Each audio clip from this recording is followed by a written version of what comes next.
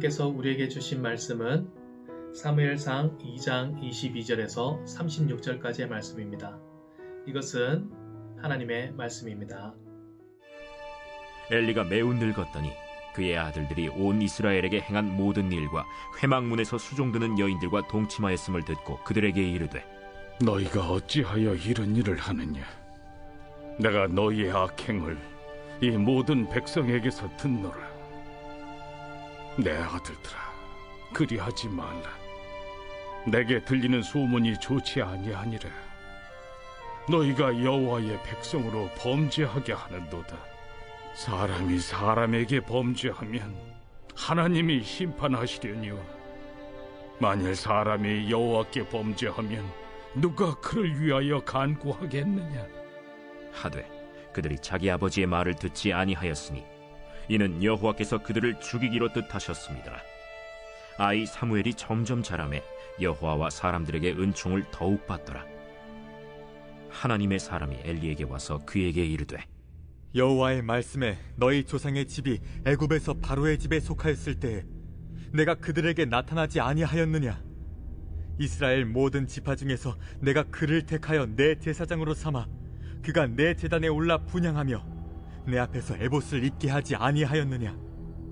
이스라엘 자손이 드리는 모든 화제를 내가 내 조상의 집에 주지 아니하였느냐? 너희는 어찌하여 내가 내 처소에서 명령한 내 제물과 예물을 밟으며 내 아들들을 나보다 더 중히 여겨 내 백성 이스라엘이 드리는 가장 좋은 것으로 너희들을 살지게 하느냐? 그러므로 이스라엘의 하나님 나 여호와가 말하노라. 내가 전에 내 집과 내 조상의 집이 내 앞에 영원히 행하리라 하였으나 이제 나 여호와가 말하노니 결단코 그렇게 하지 아니하리라. 나를 존중히 여기는 자를 내가 존중히 여기고 나를 멸시하는 자를 내가 경멸하리라.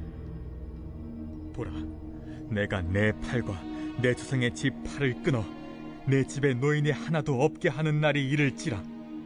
이스라엘에게 모든 복을 내리는 중에 너는 내 처소의 환난을 볼 것이요 내 집에 영원토록 노인이 없을 것이며 내 제단에서 내가 끊어버리지 아니할 내 사람이 내 눈을 쇠잔하게 하고 내 마음을 슬프게 할 것이요 내 집에서 출산되는 모든 자가 젊어서 죽으리라.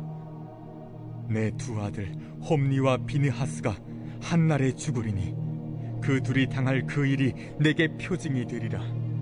내가 나를 위하여 충실한 제사장을 일으키리니 그 사람은 내 마음 내 뜻대로 행할 것이라. 내가 그를 위하여 견고한 집을 세우리니 그가 나의 기름 부음을 받은 자 앞에서 영구히 행하리라. 그리고 내 집에 남은 사람이 각기 와서 은 한 조각과 떡 한 덩이를 위하여 그에게 엎드려 이르되, 청하노니 내게 제사장의 직분 하나를 맡겨 내게 떡 조각을 먹게 하소서 하리라 하셨다. 하니라. 네, 오늘 말씀을 함께 보도록 하겠습니다. 말씀에 앞서 우리 한 가지 이야기를 나눠보았으면 좋겠는데요.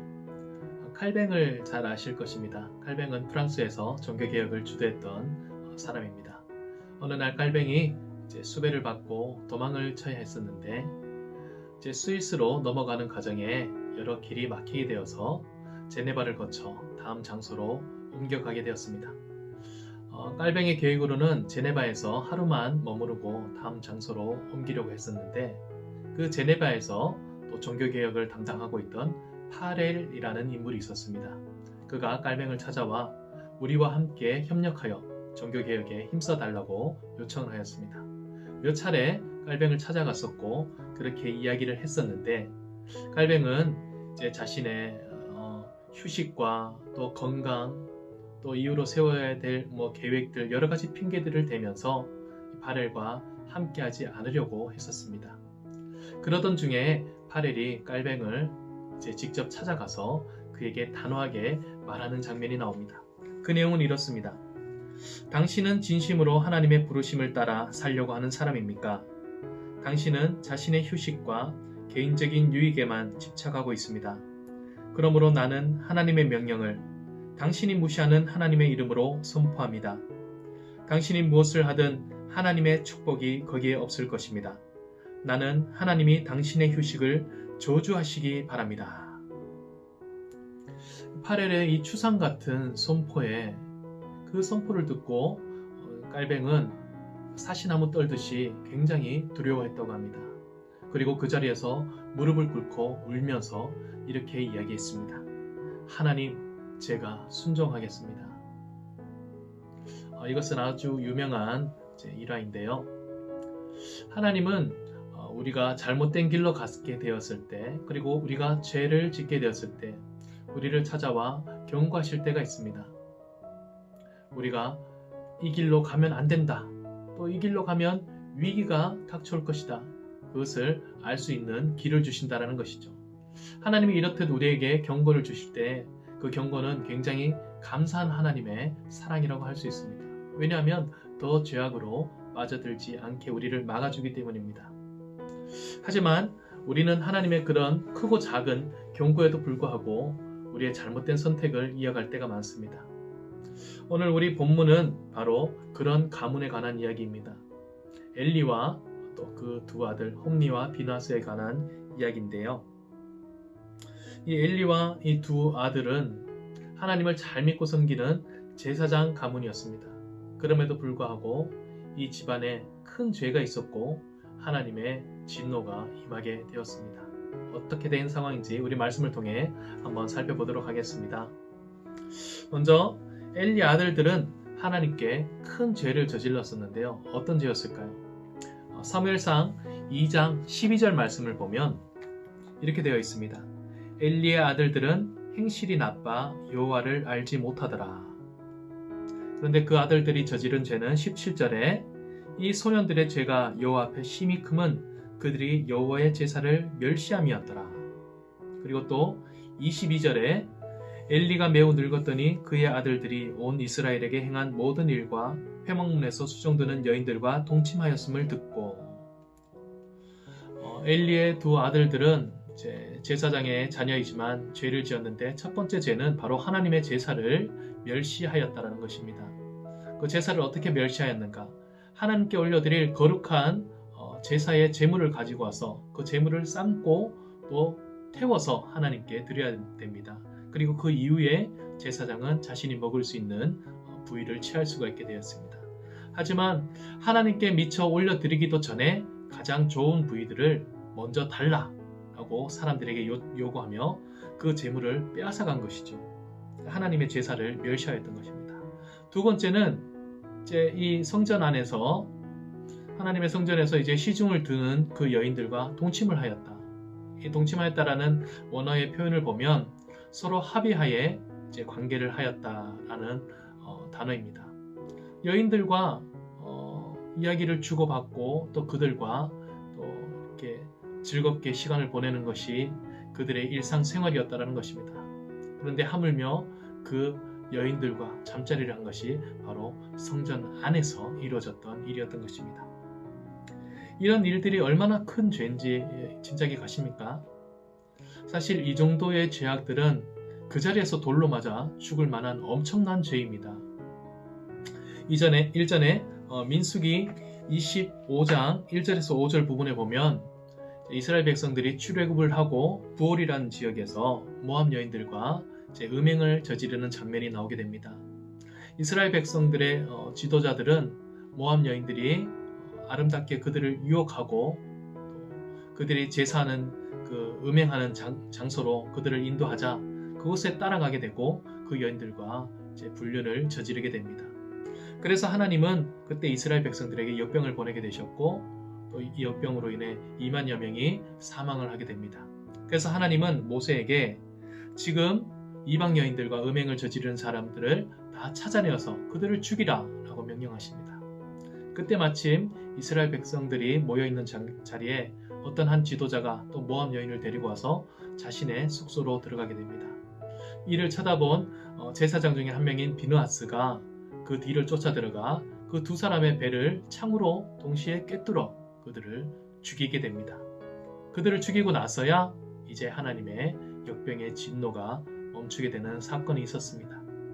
오늘 이 엘리의 두 아들들이 벌였던 죄는 바로 이와 맞먹는 죄인 것입니다. 하물며 그들은 하나님의 거룩한 성전에서 이 죄를 저질렀던 것입니다. 그런데 이렇게 죄를 저지른 두 아들을 놓고 엘리는 어떻게 훈계를 하였을까요? 오늘 본문 24절부터 보겠습니다. 내 아들들아 그리하지 말라. 내게 들리는 소문이 좋지 아니하니라. 너희가 여호와의 백성으로 범죄하게 하는도다. 사람이 사람에게 범죄하면 하나님이 심판하시려니와 만일 사람이 여호와께 범죄하면 누가 그를 위하여 간구하겠느냐 하되 그들이 자기 아버지의 말을 듣지 아니하였으니 이는 여호와께서 그들을 죽이기로 뜻하셨음이더라. 아멘. 엘리는 비록 나이가 많긴 했지만 이 아들들이 저지른 죄가 얼마나 큰 죄인지 분명히 알고 있었음에도 불구하고 이 정도로 그냥 타이르듯이 그들을 야단치고 맙니다. 이것은 사실상 표현은 그들을 야단친 것 같지만 굉장히 이 아이들을, 자녀들을 부드럽게 타이르고 또 얼르고 달랜 것입니다. 사실상 부모로서 이때 당시에 이 신앙적인 분위기로서는 이 자녀들을 당장에 자신의 아들들이라고 할지라도 내치고 그들을 돌로 쳐 죽여서도 시원찮을 상황이었던 것입니다.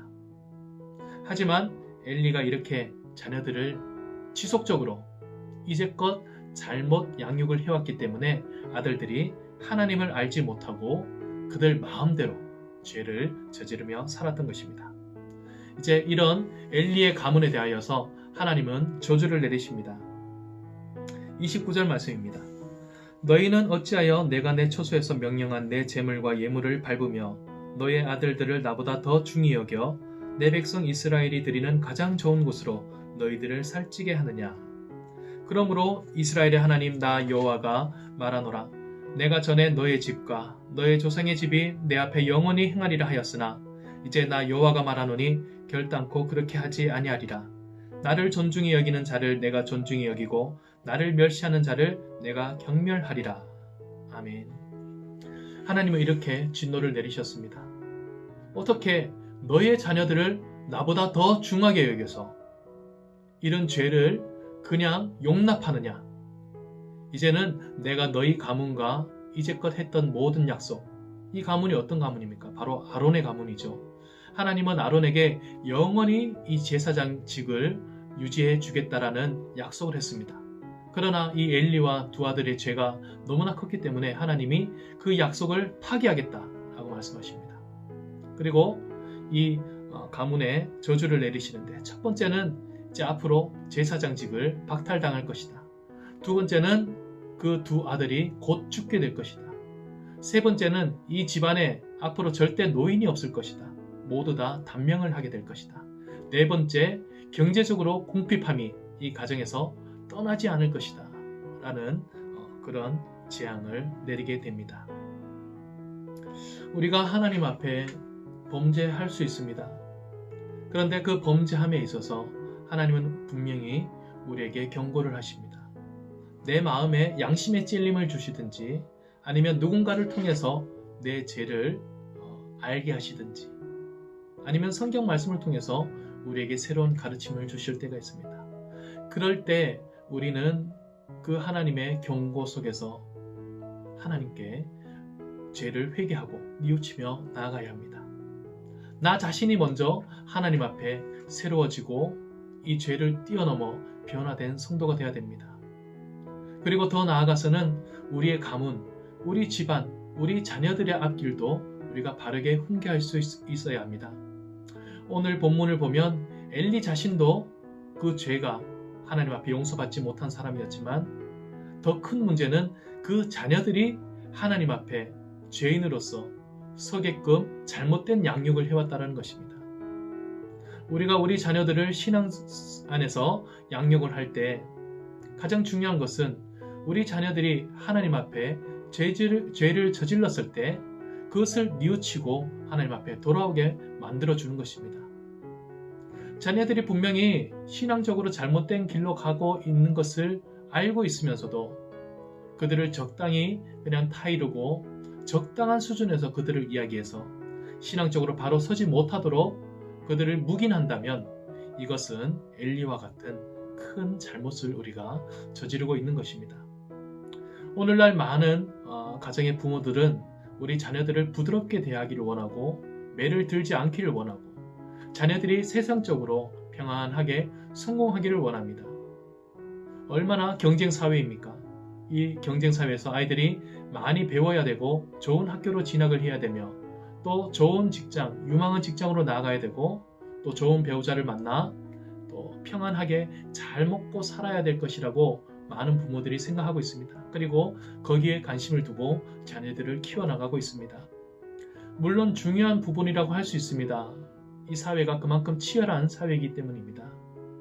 하지만 그것 때문에 신앙적으로 자녀들을 양육하는 것을 우리가 놓치게 된다면 아무리 세상적으로 좋은 스펙과 좋은 자리를 차지하고 있다고 할지라도 이 자녀들은 엘리의 두 아들과 같은 그런 잘못을 저지르며 하나님이 누구인지 알지도 못하고 뭐가 죄인지도 제대로 깨닫지도 못하며 살아가는 그런 사람들이 될 수도 있습니다.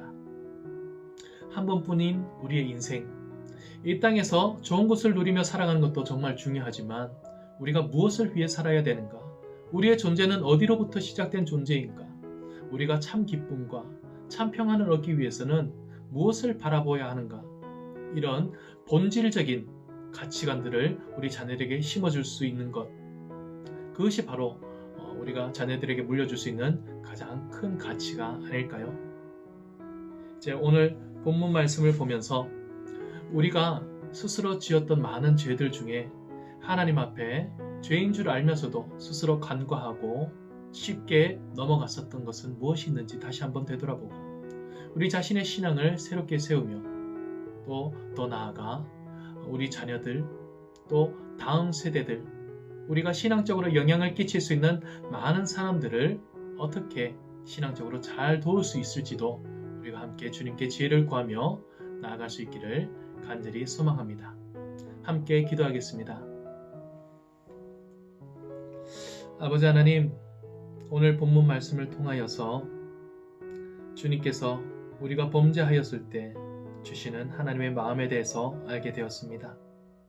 아버지, 우리가 잘못된 길로 걸어갈 때마다 우리를 주님 곁으로 인도하시고 돌이키시는 하나님의 그 사랑을 우리가 알게 하여 주시고 범죄하였을지라도 넉넉히 우리를 용서하시고 용납하시는 그 예수 그리스도의 품으로 나아갈 수 있게 하여 주시옵소서.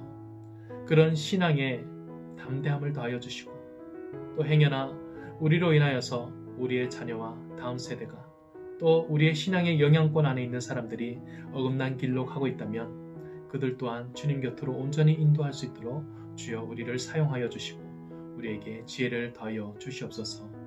이 모든 말씀 예수 그리스도의 이름으로 기도드리옵나이다. 아멘.